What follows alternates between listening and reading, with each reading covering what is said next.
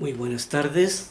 Este es el video número 102, ¿ya? Y estamos tratando el tema sobre la Pascua y también sobre los orígenes, ¿ya? Porque para poder entender la Pascua, por qué razón la Pascua finalmente, eh, por qué se hace la Pascua finalmente, si, qué es lo que antecede, ¿verdad? Porque Dios con su Hijo llega entonces a esa conclusión de que debe entonces nuestro Señor debe sacrificarse su vida.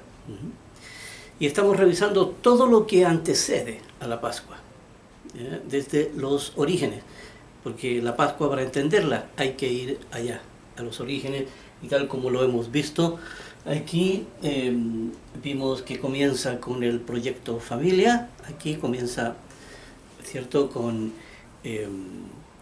la idea de tener una familia en donde Dios engendra hijos, hijos directamente de Él.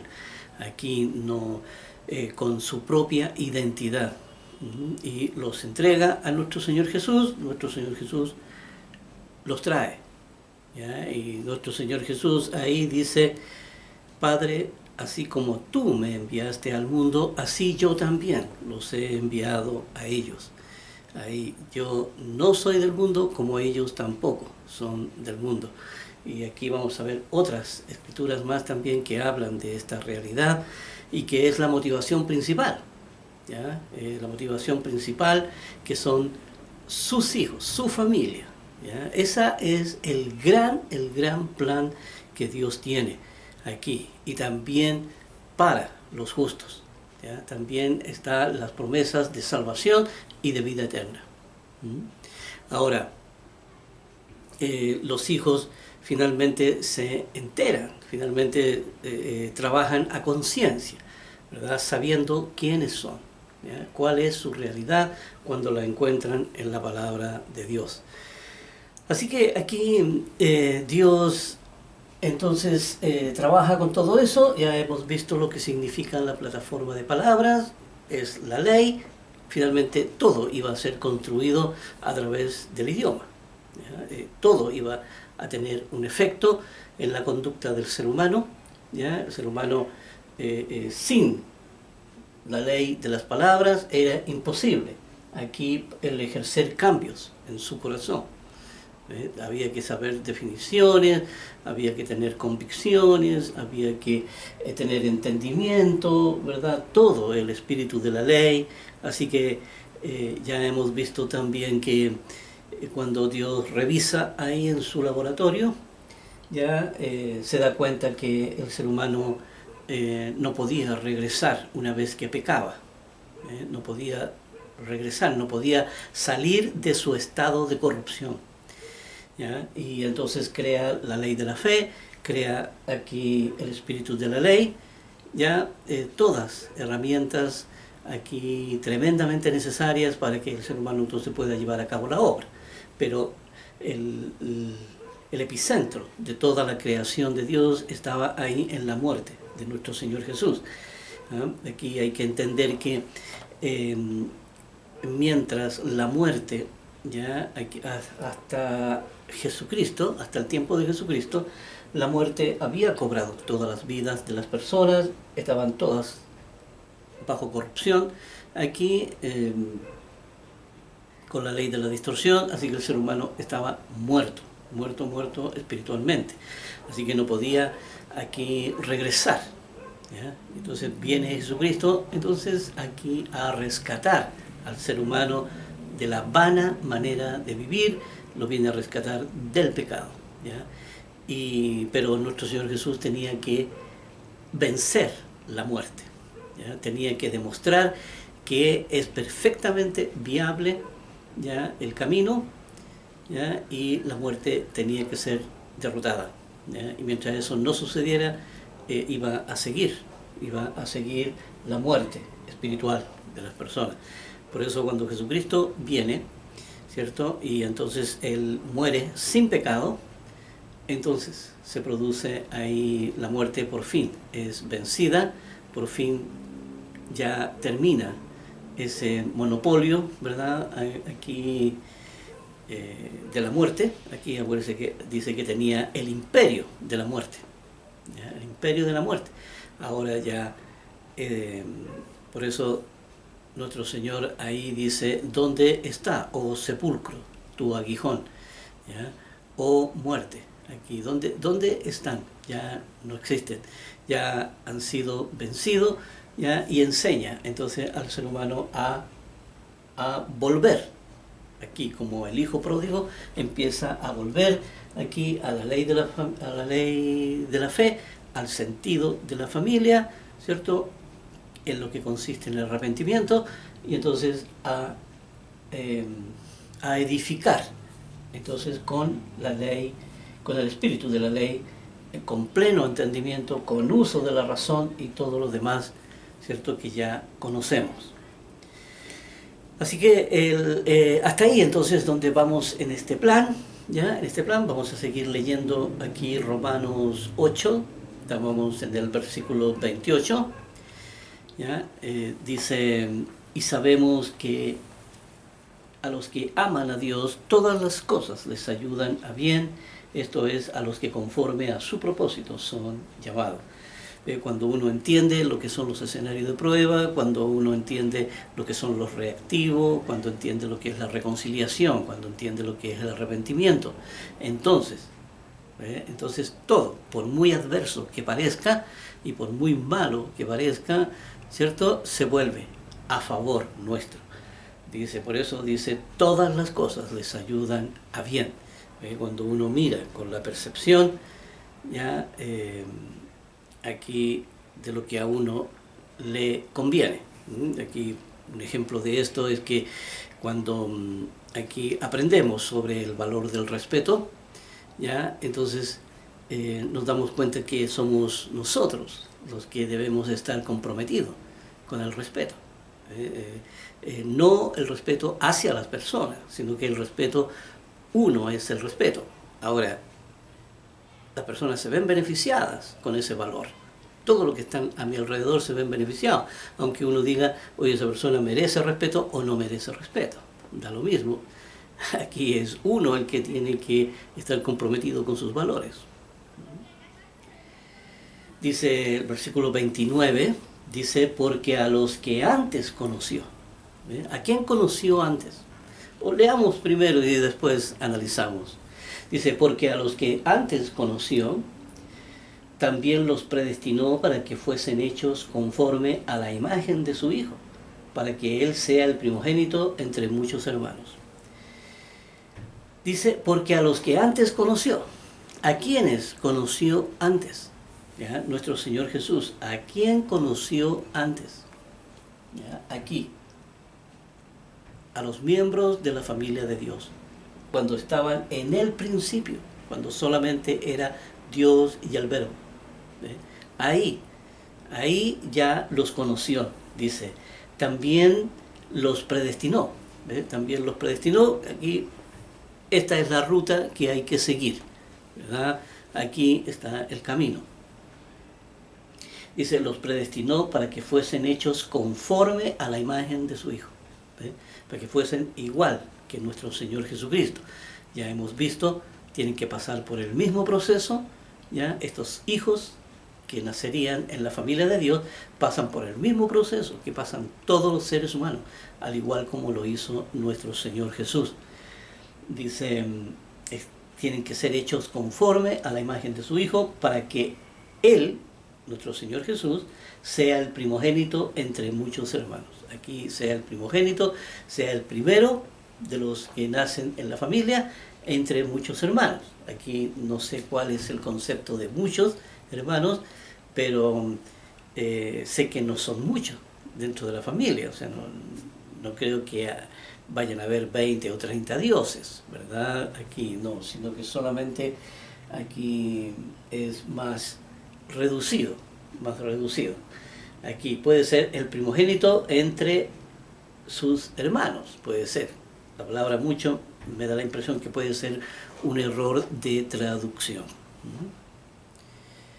Pero sé que no son muchos. aquí, y dice, y a los que predestinó, ¿cierto? A estos que estaban predestinados a ser hijos de Dios, porque esos sí ya venían con la identidad de Dios, así que esos traían una predestinación definida, ya. Dice, a los que predestinó, dice, a estos también llamó, porque tenía que Dios hacerse evidente en la vida de ellos, ¿ya? Y a los que llamó, a estos también justificó, porque ya habían conocido la palabra de Dios y ya estaban, entonces, inmersos aquí en esto de la conversión, ya conocían todo el trabajo que había que hacer, ¿ya? Y a los que justificó, ¿cierto? A estos que justificó, aquí a los miembros de su familia, dice, también glorificó, a estos también glorificó, les dio la misma gloria, tal como nuestro Señor Jesús dijo, ahí la gloria que tú me diste, yo les he dado. Yo también les he dado esa misma gloria. Así que esa gloria, ¿qué significa? ¿Ya? A estos también glorificó, que es esta gloria que es la vida en sí mismo, que tiene vida propia, que tienen vida propia, ¿ya? Que no reciben ellos la vida eterna, ¿ya? Ni la salvación, sino que su conversión va por otro camino, aquí va por la identidad, ¿ya? Y va por la predestinación. Dice, ¿qué pues diremos de esto? ¿Ya? ¿Qué pues diremos a esto? La pregunta. Si Dios es por nosotros, entonces ¿quién contra nosotros? ¿Verdad? Porque ya hemos visto aquí todo lo creado, todo lo creado está diseñado para el servicio de la razón, de la persona. Está todo concentrado ahí, ¿ya? En esta razón consciente, en esta razón que tiene la misma conciencia que nuestro Creador. Está todo concentrado ahí, todo, el instinto, el corazón, ¿cierto? La ley de la distorsión, aquí la formación del mundo, ¿ya? Aquí el entendimiento, el espíritu de la ley, todos los mandamientos, toda la ley, ¿ya? Todo el espíritu de la ley que se conoce, ¿ya? Toda la creación, todos los seres humanos que hay, aquí todo el universo, todos los ángeles, todo lo creado, ¿ya? Al servicio de quienes serían herederos, entonces, y que nacerían en la familia de Dios. Todo, por eso dice también aquí, por eso habla ahí también de la creación, que también está esperando el momento, ¿ya? Está esperando ese momento glorioso, ¿ya? De los hijos de Dios. Por eso dice aquí, ¿quién contra nosotros? Porque ya ve el mal, no puede, ¿cierto? Contra los hijos, ¿ya? Contra los que son hijos, porque ellos lo convierten, ¿ya? Aquí, como dice, todo les ayuda a bien, ¿ya? Incluso el mal les ayuda a bien, ¿ya? Porque de ahí hay que aprender lecciones, ahí ese mal les sirve aquí para fortalecerse. Así que todo es para la creación de los hijos. Por eso en otra parte dice ahí, somos deudores, somos deudores a ellos. Y aquí, versículo 32, dice, el que no escatimó ni a su propio hijo, no escatimó ni a su propio hijo, sino que lo entregó por todos nosotros. Dice, ¿cómo no nos dará también con él todas las cosas? Aquí Dios, como se dice aquí en términos populares, ¿verdad? Tiró toda la carne a la parrilla, ¿ya? Y aquí Dios no escatimó gastos, ¿ya? Aquí imagínense haber creado el universo entero, imagínense. ¿ya? Luego haber esperado millones de años para que el mal se forjara, ¿ya? Luego haber creado la tierra, ¿ya? Luego haber creado el sol, haber creado todas las estrellas que se conocen, ¿verdad? Aquí una obra gigantesca, es realmente sorprendente la obra de nuestro Dios. Por eso dice, no escatimó ni a siquiera a su propio Hijo. Aquí su propio Hijo, aquí por amor, ¿cierto? A quienes formarían parte de su familia, a quienes formarían parte de su familia. Dice, no escatimó ni a su propio Hijo, sino que lo entregó por todos nosotros. Lo entregó aquí al rescate, y esa entrega fue por amor. Esa entrega fue la actitud de amor, la actitud de entrega de nuestro Señor Jesús, ¿cierto? Para la salvación de toda la humanidad, mayormente los de su familia. Dice, ¿cómo no nos dará también con Él todas las cosas? ¿Cómo no nos dará también? Todo, porque somos coherederos con nuestro Señor Jesús. Dice, ¿quién acusará a los escogidos de Dios? ¿Verdad? A los miembros de su familia. ¿Quién? ¿Quién los va a acusar? Dice, Dios es el que justifica. Aquí es Dios quien tiene sus planes y Él trabaja para esos intereses.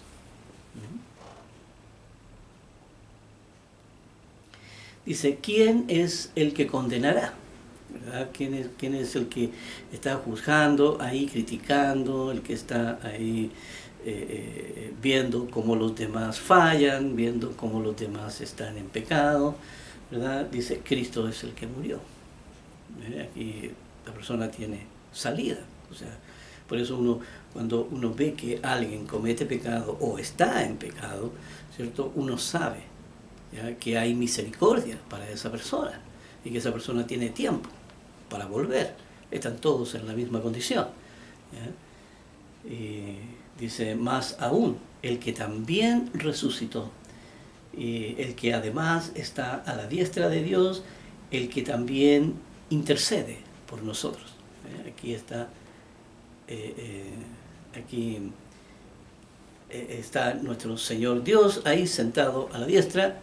Él ya aquí venció la muerte y entonces ya nos rescató a todos de la condición precaria en la que estábamos en pecado.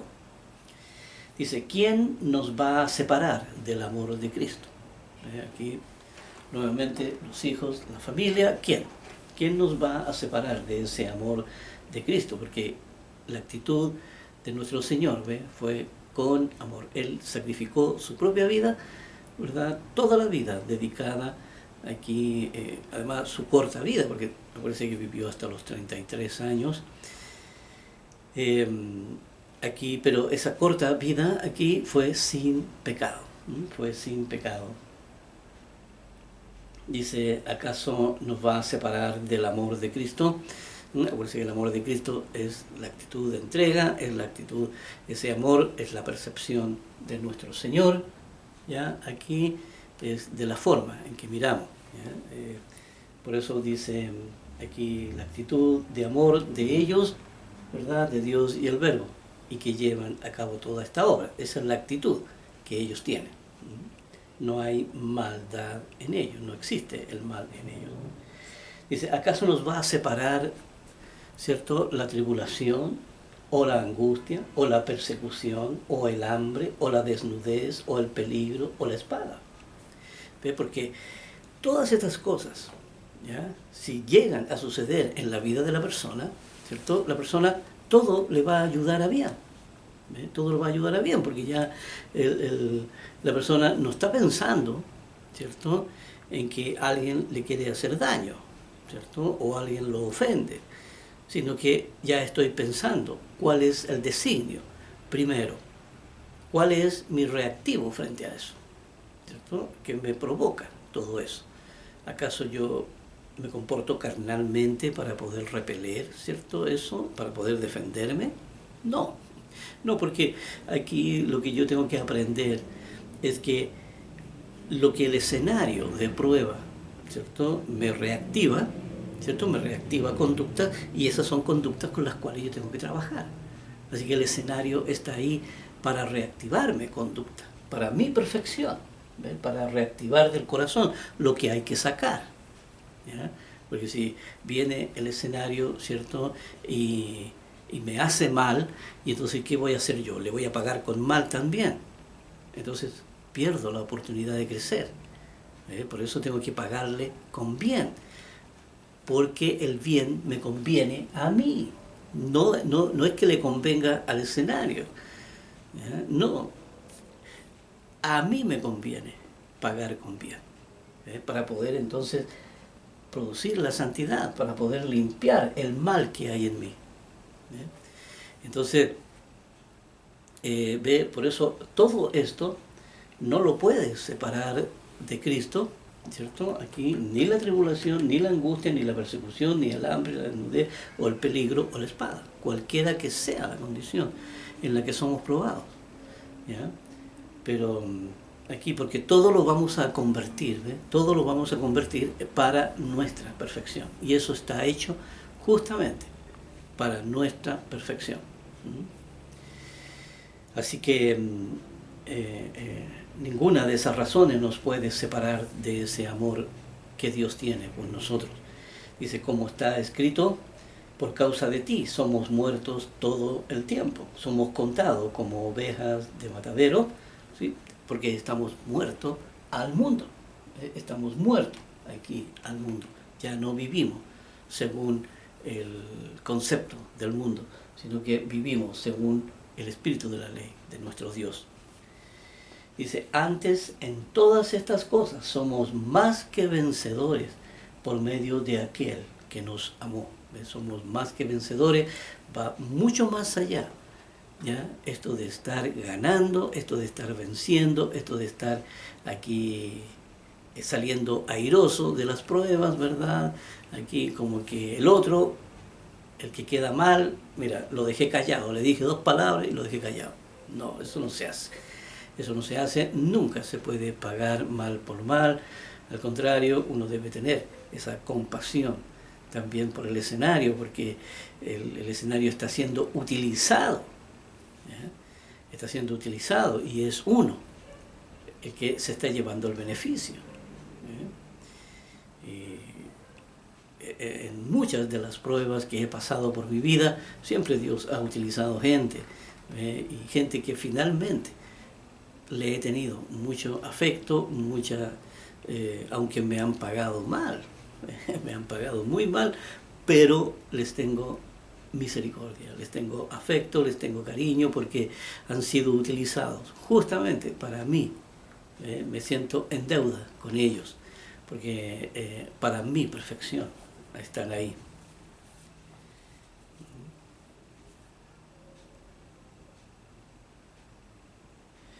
Aquí en el versículo 38, dice, por lo cual estoy seguro de que ni la muerte ni la vida, ni ángeles, ni principados, ni potestades, ni lo presente, ni lo porvenir, ni lo alto, ni lo profundo, ni ninguna otra cosa creada nos podrá separar del amor de Dios que es en Cristo Jesús, Señor nuestro. Aquí no hay nada. Lo que Dios está diciendo con todo esto, no hay nada creado que pueda destruirnos. No hay nada creado que pueda destruirnos. Aquí no existe un enemigo. No existe un enemigo, ¿verdad? Porque todo lo convertiremos. Como dijimos aquí, lo convertiremos para nuestra perfección. Todo está creado. Un cristiano trabaja de esa manera, ¿ya? Un cristiano no actúa en forma carnal. Por eso es tan necesario tener buenas definiciones de lo que es la carnalidad, para poder discernirla, ¿verdad?, y poder evitarla, saber cuándo son mis instintos los que gobiernan o cuándo es mi razón la que manda, ¿ya? Aquí Por eso todo esto debe tener uno mucha claridad de lo que son estos conceptos. Por eso aquí Dios dice, no hay nada creado que los pueda destruir.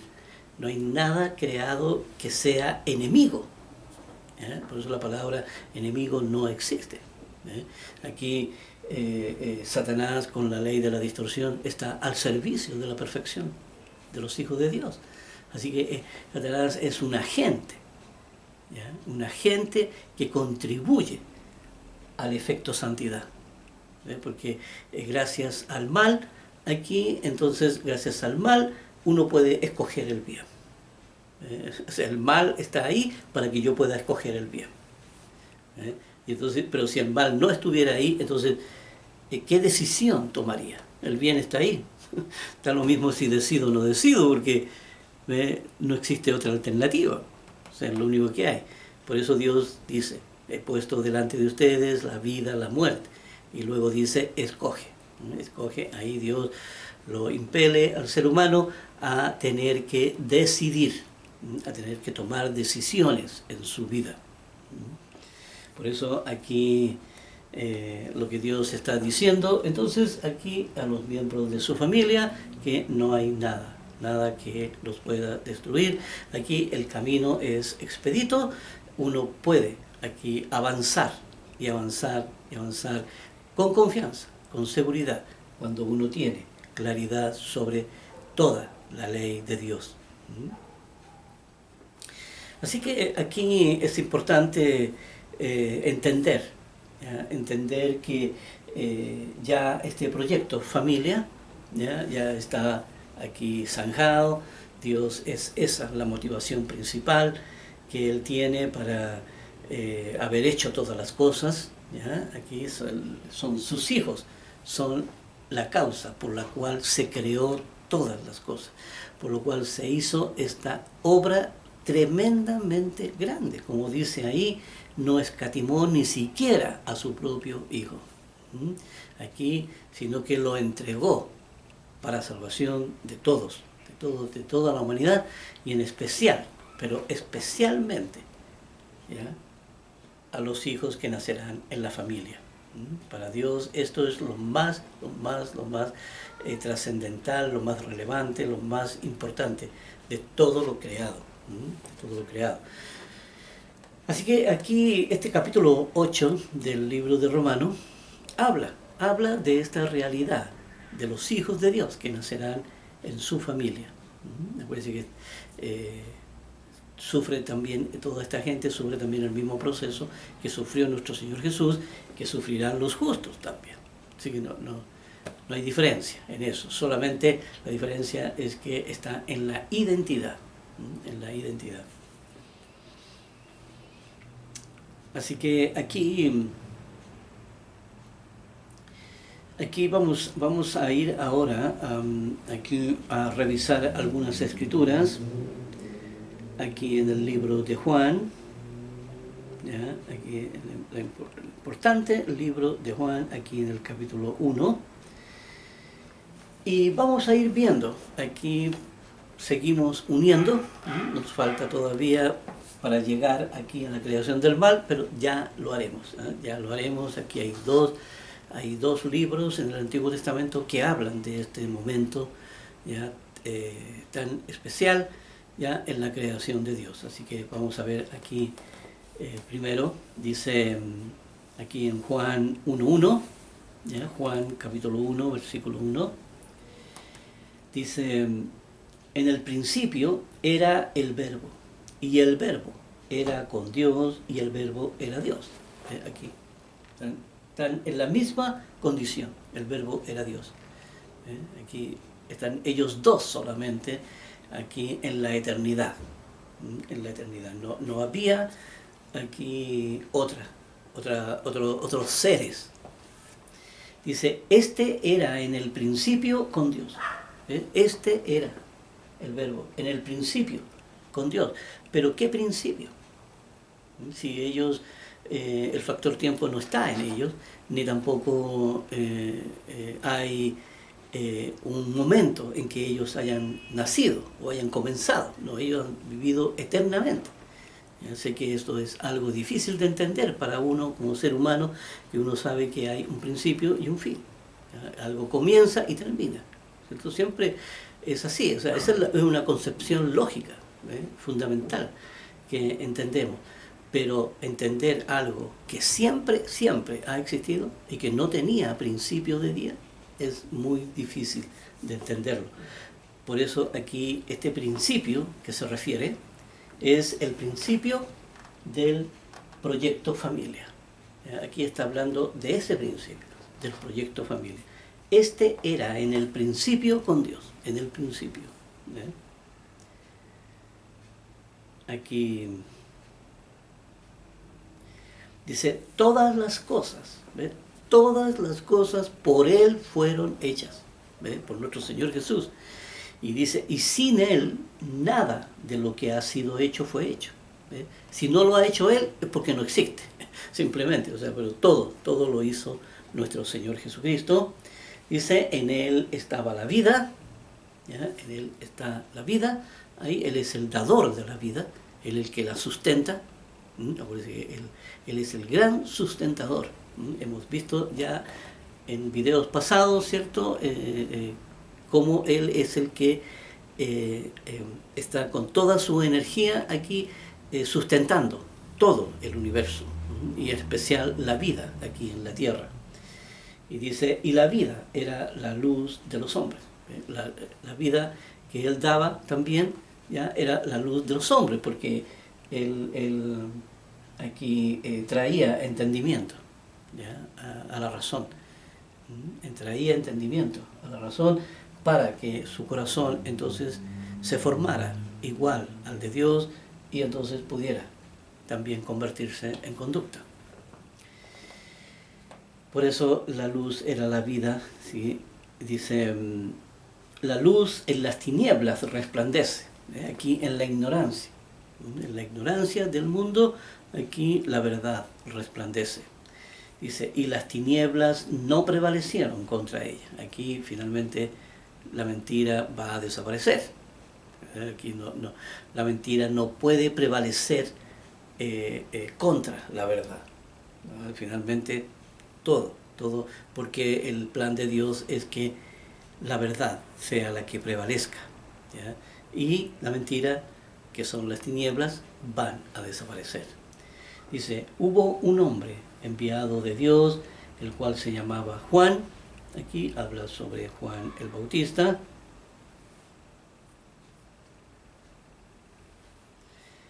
Aquí vamos a ir un poquito más adelante. Dice en el versículo 9, dice, aquella luz verdadera que alumbra a todo hombre venía a este mundo. Hablando de nuestro Señor Jesús, ¿ya? Esta luz verdadera, acuérdense que, ¿por qué era luz verdadera? Porque traía la verdad, ¿ya? Aquí traía la luz para que alumbrara en las tinieblas de la ignorancia en la que estaba la humanidad.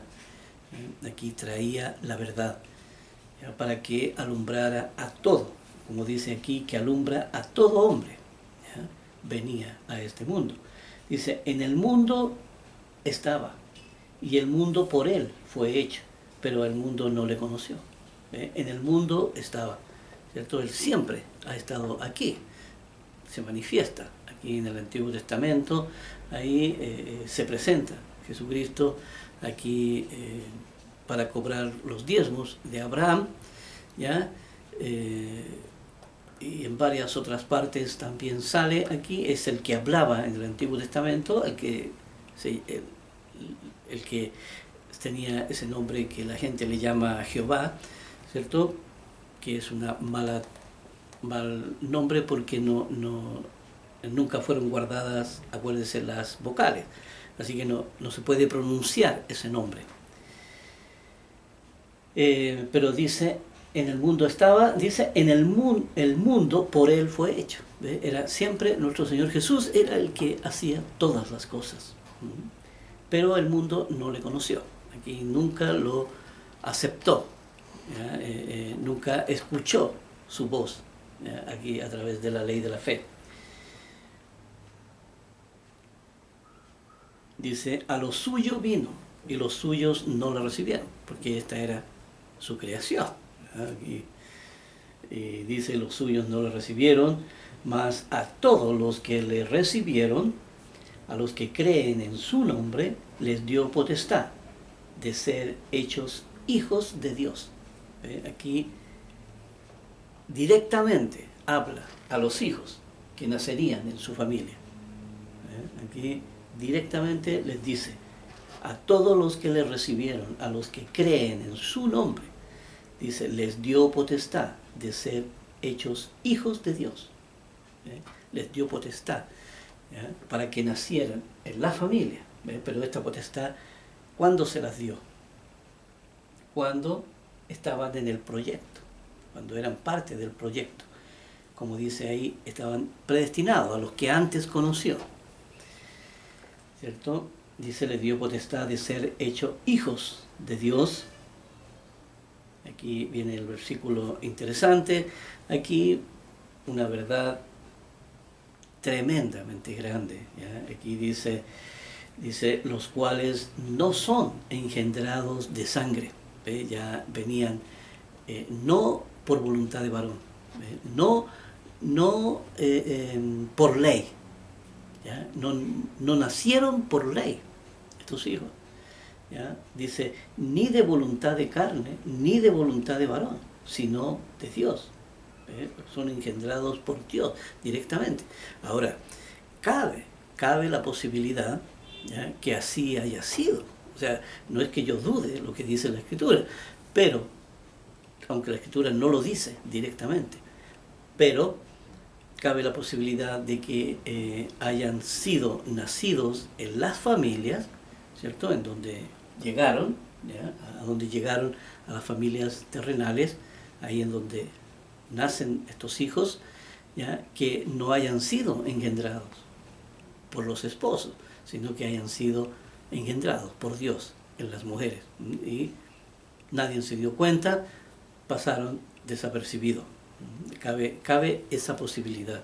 Como dice aquí, ya aquí da muchas luces con respecto a esa situación. Como dice aquí, los cuales no son engendrados de sangre, ni de voluntad de carne, ni de voluntad de varón, sino de Dios. Dice, y aquel verbo fue hecho carne, aquel verbo, cuando estaba con Dios, dice, fue hecho carne y habitó entre nosotros. Aquí se convirtió en un hombre común y corriente. Y dice, y vimos su gloria. Vimos su gloria. Aquí era un Dios.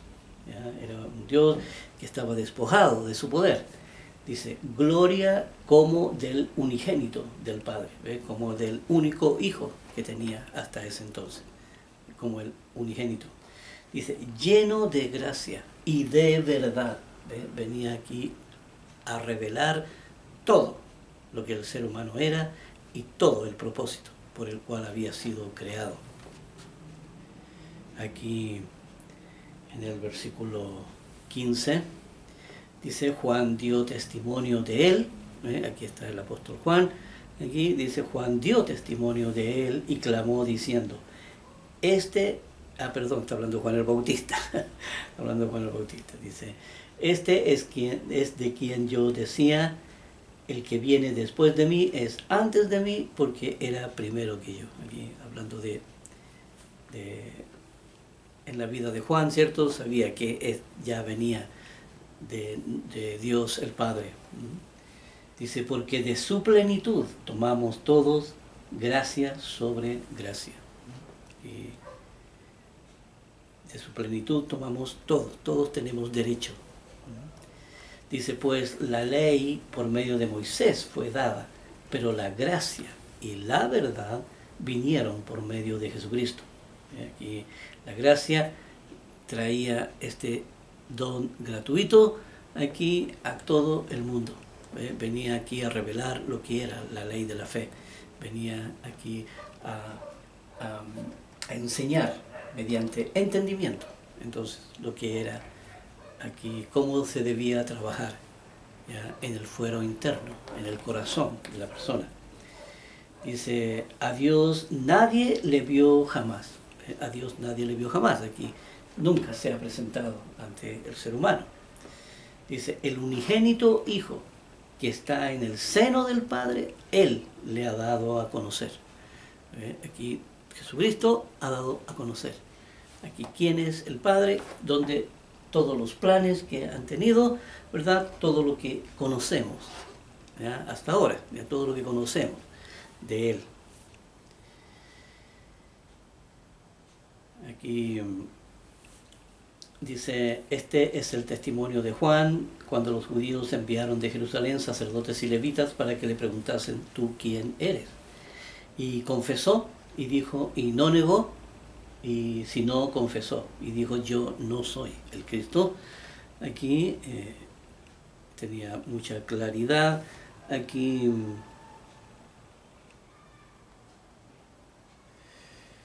y le preguntaron, pues tú, ¿qué pues?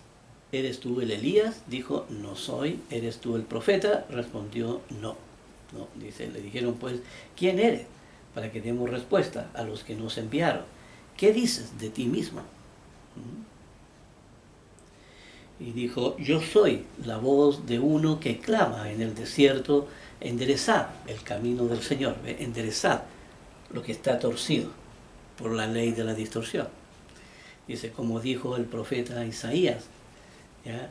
Y los que habían sido enviados eran de los fariseos.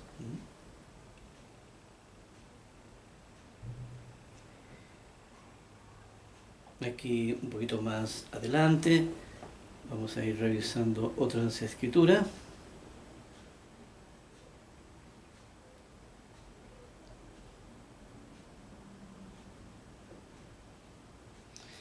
Aquí también cuando Jesús es bautizado, también aquí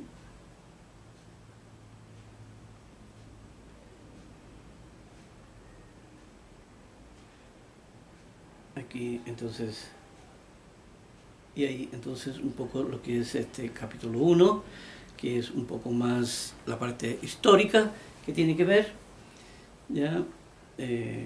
Luego vienen aquí,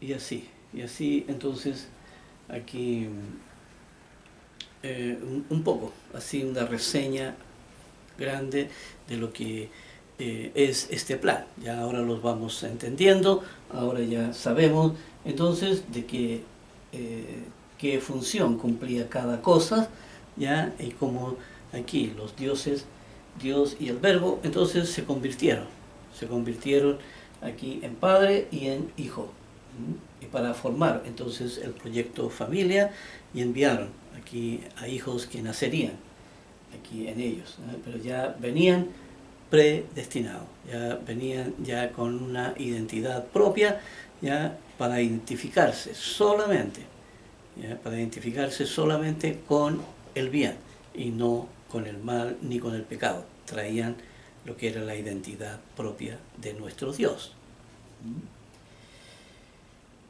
Y ahí entonces, así a grosso modo, ya a grosso modo, vamos a ver un poquito lo que es esta creación del mal. Aquí nos queda tiempo todavía. Aquí vamos a ir a Isaías 14, que aquí es donde están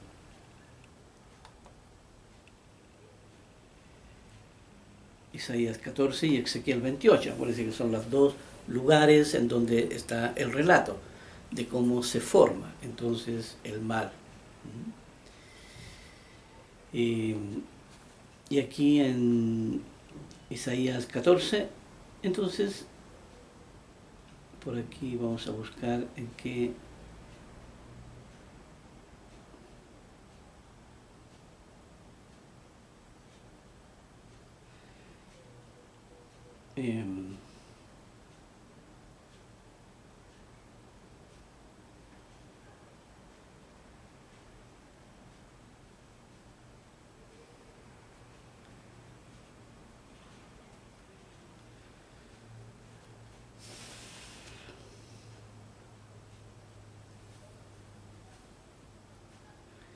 Aquí es como en el versículo...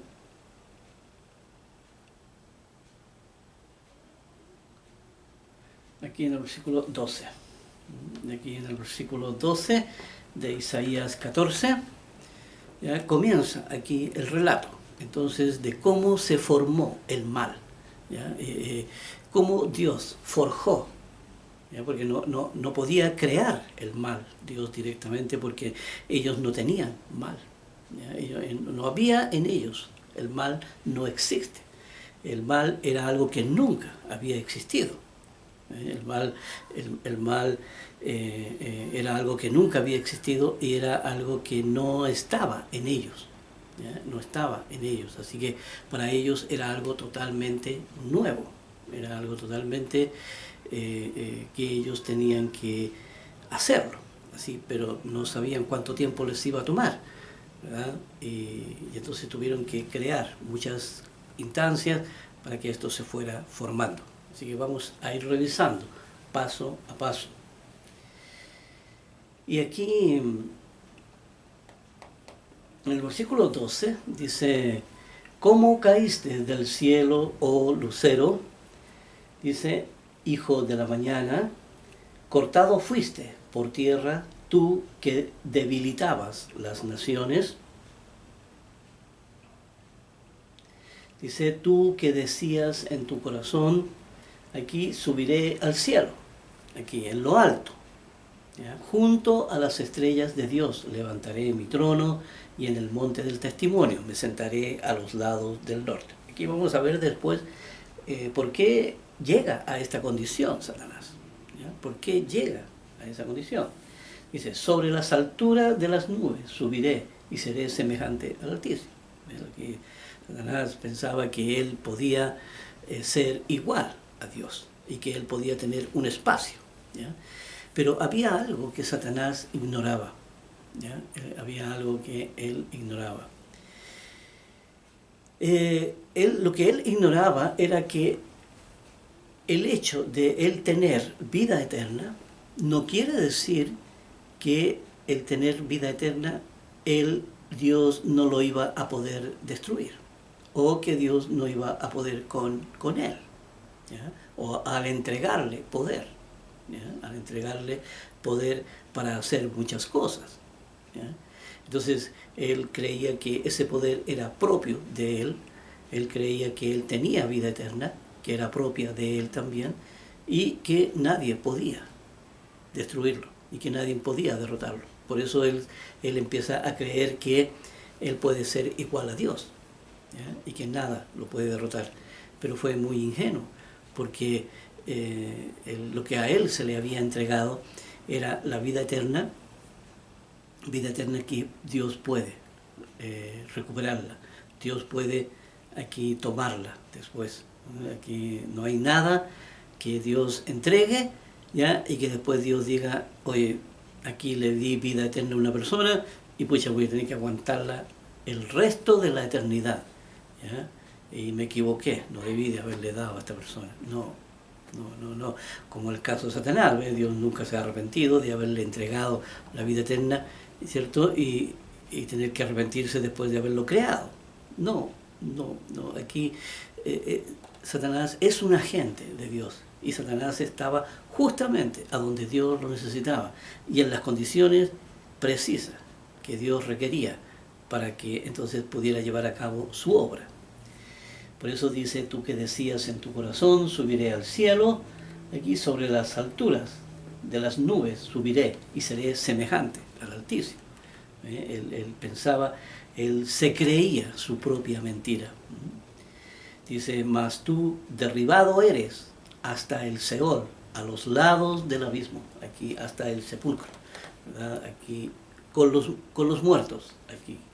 Dice: se inclinarán hacia ti los que te vean, te contemplarán, diciendo: este es el varón que hacía temblar la tierra, que trastornaba los reinos. Aquí tal como todo el mal que ha sucedido en esta tierra. Dice que puso el mundo como un desierto, que asoló sus ciudades aquí y que a sus presos nunca abrió la cárcel. ¿Ve? Aquí el que el que administró la guerra, el que administró todos los males. Aquí el que administra todos los males que hay en este mundo. Dice, todos los reyes de las naciones, todos ellos yacen con honra, cada uno en su morada. Dice, pero tú echado eres de tu sepulcro, como vástago abominable, como vestido de muertos, pasados a espada, que descendieron al fondo de la sepultura. Aquí lo peor, aquí como cuerpo muerto, hollado, aquí pisoteado. Dice, no serás contado con ellos en la sepultura, porque tú destruiste tu tierra, mataste a tu pueblo, porque a él se le entregó aquí la tierra para que administrara el mal. Aquí no toda la tierra, por supuesto, porque aquí tenía que Dios llevar a cabo su obra, así que aquí no podía Satanás administrar toda la tierra. Dice, tú destruiste tu tierra, mataste a tu pueblo. Dice, no será nombrada para siempre la descendencia de los malignos. Porque aquí a las realidades que sirve Satanás, aquí hay mucha gente que sirve a la realidad del mal. Ya hemos visto eso de las realidades. Dice, preparad sus hijos para el matadero por la maldad de sus padres. No se levanten ni posean la tierra, ni llenen de ciudades la faz del mundo. Porque yo me levantaré contra ellos, dice el Eterno de los ejércitos, y raeré de Babilonia el nombre, y el remanente hijo y nieto, dice el Eterno. Así que aquí esta descendencia de los malignos, aquí Dios dice, no llenen la tierra, aquí no se levanten ni posean, aquí ni llenen de ciudades la faz del mundo. Aquí, ¿verdad? Solamente de estos descendencia de los malignos. Así que solamente Dios les entrega solamente una parte de la tierra, nada más, para que sirvan a las realidades del mal, aquí, a la ley de la distorsión. Y aquí vamos a ir a Ezequiel 28.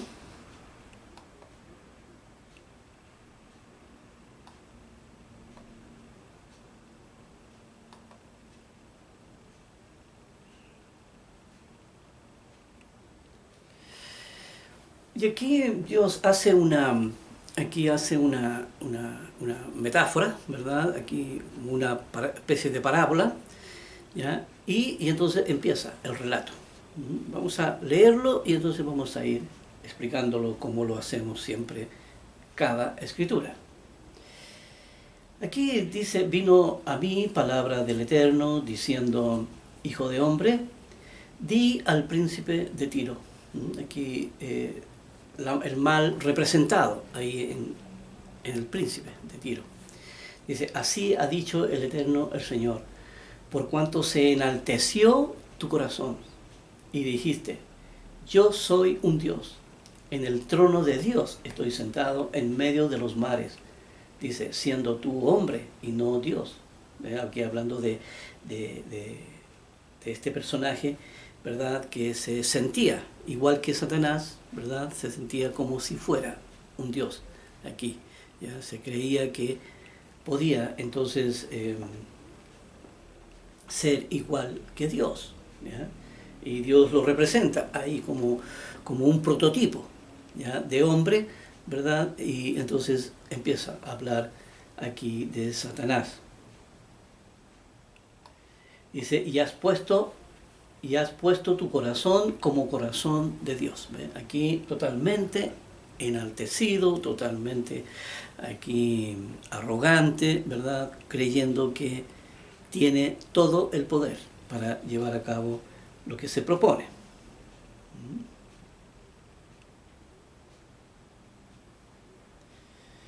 Aquí el versículo 4. Aquí ya estamos llegando al final de este video, así que vamos a continuar con el relato en el próximo video, ¿ya? Y ahí vamos a ver entonces cuáles fueron, ¿ya? Las causas o más bien dicho, cómo Dios programó ¿ya? ¿Qué fue lo que le entregó a Satanás? Que Satanás finalmente lo corrompe hasta llegar al mal. Así que eso lo vamos a estar viendo entonces en el próximo video.